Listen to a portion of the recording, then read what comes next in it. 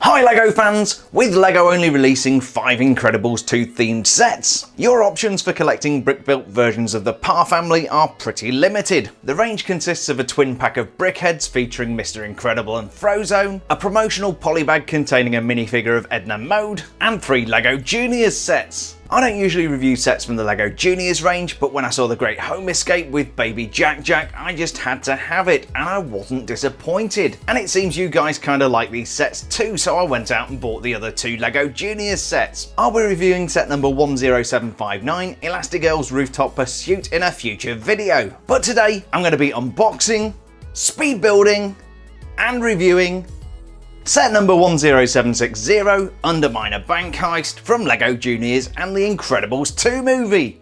This is a 149 piece set aimed at younger builders aged 4 to 7, and that 149 piece part count includes 3 minifigures. We've got Mrs. Incredible, Mr. Incredible, and Underminer. We also get the Underminer's tunneling machine, which looks really cool, the Incredibile, which is some kind of fancy car, and a bank vault full of valuables to break into. Flipping over to the back of the box, we get a better look at what's inside. Given the relatively small 149 piece part count, there's actually quite a lot of stuff in here. LEGO Juniors is pretty much like any other LEGO set. Most of the elements are the same as those you get in much more complicated sets, and LEGO used some larger pieces like the chassis of the car you see here to make the builds a little bit simpler for younger builders. This empowers our future master builders to make cool sets like this without the frustration. There's 2 other things that I like about the LEGO Juniors Incredibles 2 sets. Firstly, you only have to buy 3 sets to get the entire Incredibles family of minifigures. That's an investment of about $75. And secondly, there's no sticker sheet in these sets, which means some very nice printed pieces. I can't wait to get the Underminer Bank Heist built, so let's get this thing open and see what we've got inside.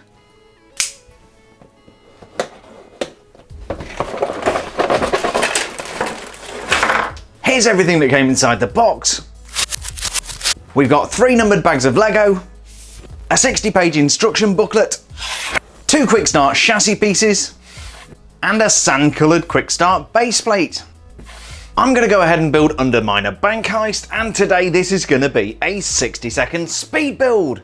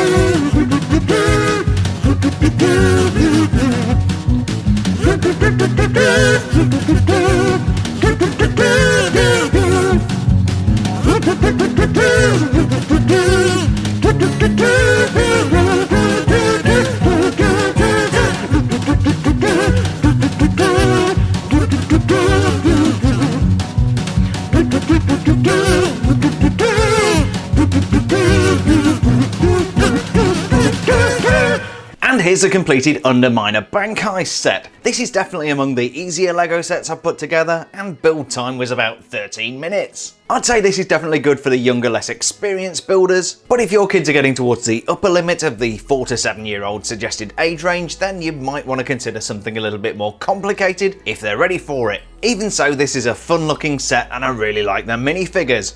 With the car and the tunneler taking centre stage, this looks a little bit more like a collection of toys than your typical LEGO set. We've got a couple of cool looking vehicles and then some add-on accessories to complete the storytelling. We're going to take a close look at the vehicles first, then we'll get on to the other builds, and along the way we'll also take a look at those minifigures. First of all, we've got Mrs. Incredible with her rocket-powered fire-breathing Incredibile. This is certainly a very cool looking car and it feels very sturdy. That sturdiness is aided by a simple build with a single piece chassis. You simply pop the wheels on, add some pieces over the top for decoration, and Bob's your uncle. Despite the very simple build, this is actually a really cool looking car. I love those shiny metallic grates at the front, and not being a fan of stickers on LEGO, I really appreciate the custom printed hood complete with those swept back headlamps. There's even a red element simulating the power bulge you'd associate with an oversized engine. The wheels are a pretty standard affair and the tyres and rims come separately, so some assembly is required. I really like the way the back of this car looks, complete with oversized brake lights and that huge jet of transparent orange fire coming out of the rear. Trust me when I say that transparent orange fire element is going to be the first piece you lose. Inside we've got a standard LEGO steering wheel and just enough room for Mrs. Incredible to jump in and take a spin. This definitely passes the minifigure test, but I'm a little bit worried about Mrs. Incredible seeing what's coming. This is exactly why the green cross code was invented. Don't forget to stop, look and listen, kids. So we're off to a very solid and fun start with Mrs. Incredible's Incredibile. Oops. Here's Mrs. Incredible, otherwise known as Helen Parr and otherwise known as Elastigirl. She's dressed in her full Incredibles uniform, including these fantastic red and black dual molded legs. She has printing on there as well for the kind of, I guess the bottom of her uniform there, and she also has this orange belt and the Incredibles logo on her chest. If we flip her over, no printing on the back actually, slightly unusual, not even for the contour of her body. I am surprised by that, but we do have these dual molded arms and the black hands here showing she's wearing gloves. Really nice facial expression there, and I particularly like the hairpiece here. Notice how we've got this little curl around the side there, so it's not a symmetrical haircut, and I really like that attention to detail. Let's take that off and we can take a look at the other expression on the back there, which shows that Mrs. Incredible really means business. So really nice minifigure here. I always find it kind of awkward to figure out which way around the hair goes, but I think it goes something like that. And that's the Incredible Mrs. Incredible. Next we've got Underminer and his fantastic tunnelling vehicle. I just love that face, and we'll be taking a closer look at him in just a second. Here's Underminer's tunneler, which looks like a whole lot of fun, and I was really excited when I read on LEGO's website that this had rotating drill bits. I was looking forward to seeing those turn around as I pushed the tunneler and being able to explain how that worked. However, when LEGO said those things turn around, they meant it in a very old school kind of way. Yes kids, we're going manual. Those drill bits do look very cool, but they are hollow and are attached to the front and rear of Underminer's tunnelling machine using a couple of wibbly wobbly shafts. Similar to the Incredibile, we've got another one of those large chunky quick start chassis. This one's a little bit more basic, and it's like a chunky base plate with some posts that you can attach wheels to. Those wheels are made out of a single piece of plastic and attach really easily to the quick start chassis.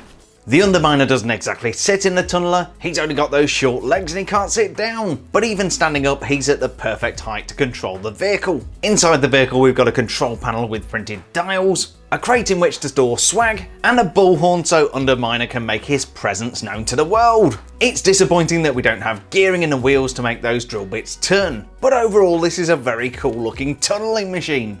Here's Underminer, and for me he is the standout minifigure in this set. He is just amazing, just look at that face, it's awesome.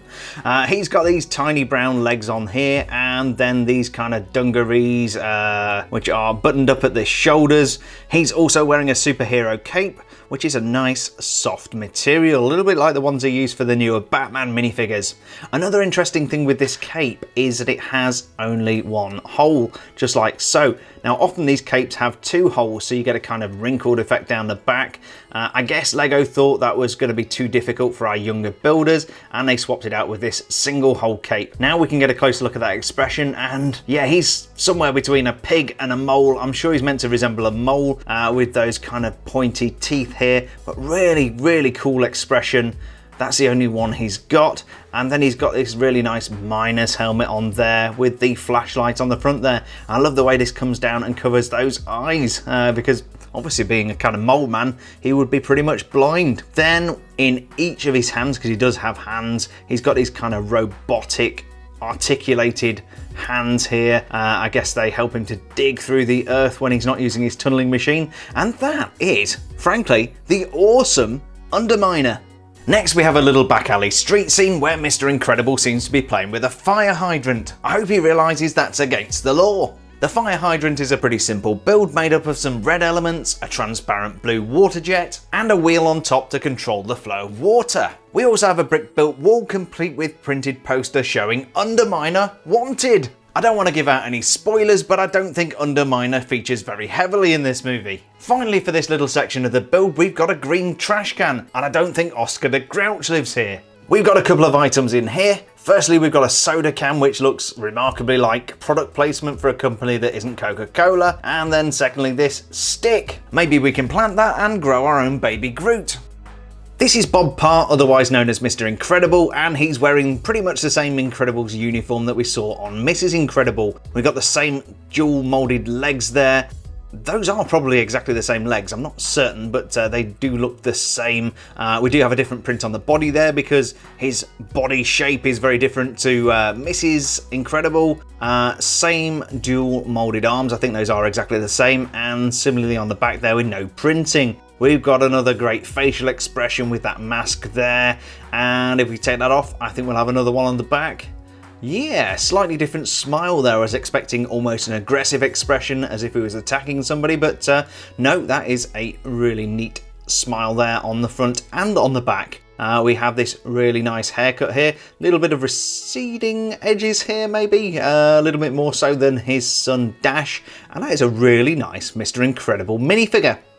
And finally we get to the centerpiece of the whole story, the bank vault. We've also got a very simple lamppost which I forgot to show you in the street scene. I've no idea where the rest of the bank is, but at least we've got the important bit. There's a numeric printed keypad to control access, and conveniently, a ramp, just in case you want to drive a vehicle up to this or something. We've got a really nice printed vault door, which is actually a square piece hidden behind the circle. And we've got the generic LEGO clock, which always shows the same time. I wonder if that time has some kind of significance. Perched on top, we've got this really nice decorative parrot in the unusual white colour. I'm just holding my hand here because it was really difficult to see it against the white background. We do have an action feature which requires the tunneler, and I think it's time for a demonstration. This is pretty simple, and we just use Underminer's tunneler to break through the door. Simple but very effective. As I mentioned before, the door is a square breakaway part, and here it is with some really nice metallic printing. With the vault door blown away, there's nothing to stop Underminer going inside and stealing all of the valuables. That is, of course, unless Mrs. Incredible shows up to save the day. Inside the vault, we've got a bag of swag, a safe containing cash and gold bars, and a large golden nugget. One other accessory I forgot to show you is the very useful hand cart. This comes in particularly useful for hauling away safes like the one you see here. So that was set number 10760, Underminer Bank Heist from LEGO Juniors and Incredibles 2. As a LEGO set, this is a little bit oversimplified for me, but as a toy, this is very cool. I really like the elements that have been included here, and there's a lot of play value, including the ability to be able to act out the story. And I think that's really what LEGO were aiming for. The Great Home Escape felt a little bit more like a LEGO model. This did to some extent, but I really felt the designers were focusing on creating a cool playset rather than a LEGO build. That doesn't mean it's bad, it just means that it's better aligned with the LEGO Juniors range than the Great Home Escape, which I reviewed previously. We got some great minifigures, and my favourite is definitely Underminer. He's just so cool! I also enjoy playing with the Tunneler and the Incredibile. I think LEGO could have made those a little bit more complicated, to be honest, but again, as a toy they work really well. The street scene with the fire hydrant really just felt like filler, but the bank vault was quite a nice little build, and I like the interactivity of being able to bust through the door with the tunneler. So overall, this is a pretty nice Incredibles 2 set, and I'm sure any younger builders who get a kick out of Incredibles 2 will really enjoy this. Underminer Bank Heist retails at about $25, and it feels about right for the amount of stuff we're getting. I just wonder how many adult collectors like me went out and bought this set just to get their minifigures. I really hope you enjoyed today's Incredibles 2 unboxing, speed build and review video. If you did and you're feeling super awesome, please don't forget to leave me a like down below and subscribe for more awesome LEGO content. There's a link on screen now to my review of the Great Home Escape, and I'll be back in a couple of days with a review of Elastigirl's Rooftop Pursuit. Thanks a million for checking out today's review, and until next time, stay incredible, and I'll see you on the next build video.